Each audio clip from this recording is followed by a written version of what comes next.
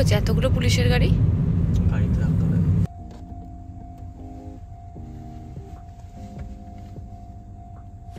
Hello everyone, welcome back to my another mini blog. আমরা আজকে সকাল সকাল বেরিয়ে পড়েছি চিবা যাওয়ার উদ্দেশ্যে। চিবা যাওয়ার একটাই কারণ, সেটা হচ্ছে দাদার হাতের সুন্দর সুন্দর রান্না খাওয়া।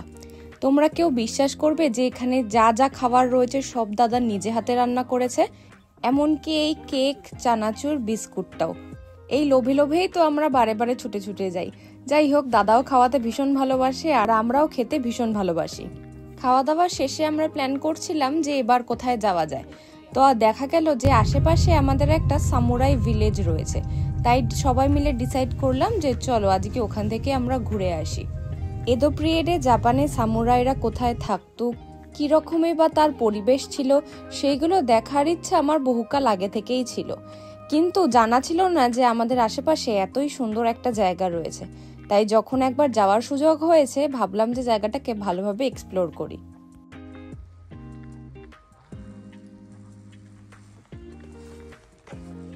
এটা হচ্ছে সামুরাই ফরেস্ট।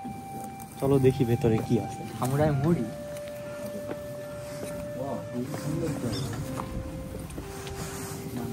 সামুরাইদের বাড়ি, বুঝলা? সামুরাইদের বাড়ি কখনো দেখছো আগে? না। চলো চারপাশটা ঘুরে। ভাবলেও কেমন অবাক লাগে। তাও বলতে গেলে এই বাড়িটার কত বছর পুরনো হতে পারে? এটা বেশি না, 1800 দিক সামুরাই ছিল তখন। ওকে, নিচে দেখ ফাঁকা। এগুলো কিন্তু পরে লাগাইছে, এগুলো আগে ছিল। এইটা হচ্ছে বাড়ি মেন, বুঝলা? এটা হচ্ছে মেন বাড়ি, পুরনো, মানে শ্যাওলা পড়ে গেছে বৃষ্টিতে, জলে বোঝাই যাচ্ছে। এখানে মাঝে মাঝে জমি টমি চাষ করতে হয়তো, সবজি টবজি লাগাতো। সামুরাইয়ের বাড়ি, বুঝলা? আমার মনে হয় এখানে অনেক সামুরাইরা একসাথে থাকতো, যার জন্য প্রত্যেকের আলাদা আলাদা বাড়ি আছে। মানে এদের একটা গ্রুপ। হ্যাঁ, যেমন ইন্ডিয়াতে যেমন হলো মায়াপুরে একটা, যেমন একটা গ্রুপ। হ্যাঁ হ্যাঁ, একটা, তাই না? ওইটা মায়াপুরে কেন? মায়া ছাড়া যায় বল। হরে কৃষ্ণ, হরে কৃষ্ণ। সব বাড়িগুলো সেম। যারা আর কি মনে করো যে জাপানের ইতিহাসে খুব একটা ইন্টারেস্ট নেই আমাদের মতো যারা, তারা বুঝতে পারবে না কি কি ডিফারেন্স। তাছাড়া খুবই সূক্ষ্ম সূক্ষ্ম ডিফারেন্স আছে, যে কোন সামুরাইয়ের র্যাঙ্ক কতটা, বুঝলো? সেই র্যাঙ্ক অনুযায়ী বাড়ি থাকে। এটাকে নিয়ে একটু চর্চা করতে হবে, তাহলে বোঝা যাবে। আর চর্চা কি করবো, আমরা ওই ইন্ডিয়ার ইতিহাসে জানি না।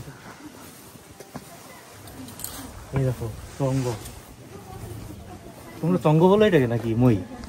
মই, আমরা চঙ্গ বলি। সন্ধে হতে না হতেই আমাদের বাড়ি ফেরার তাড়া ছিল, কারণ আমরা ওখান থেকে একেবারে ডাইরেক্ট চলে যাব অঞ্জলিদের ঘরে। কারণ সেদিনকে সন্ধেবেলা ওদের ঘরে ছিল মোমো পার্টি, আর মোমোগুলো দেখতে যতটা লোভনীয় ছিল, সেটা খেতে তার থেকে আরো বেশি লোভনীয় ছিল।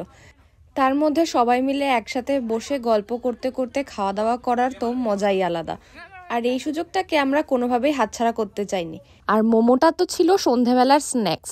এরপরে আসে আমাদের রাতের খাবার, সেটা হচ্ছে লাল লাল ঝালঝাল করে মুরগির মাংসের কষা, আর তার সাথে গরম গরম ধোয়া ওঠা ভাত। আর কি চাই? সবাই মিলে আমরা তৃপ্তি করে বসে একদম গোল হয়ে খাওয়া দাওয়া করলাম। তার সাথে তো গল্প গুজব ছিলই।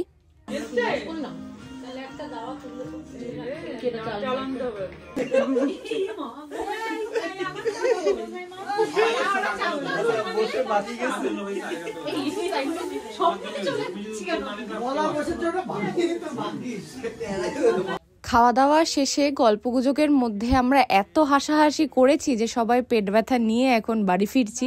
চলো, অনেকটা রাতও হয়ে গেল। তোমাদের সবার সাথে আমার আবার দেখা হবে নতুন কোনো ব্লগে। টাটা।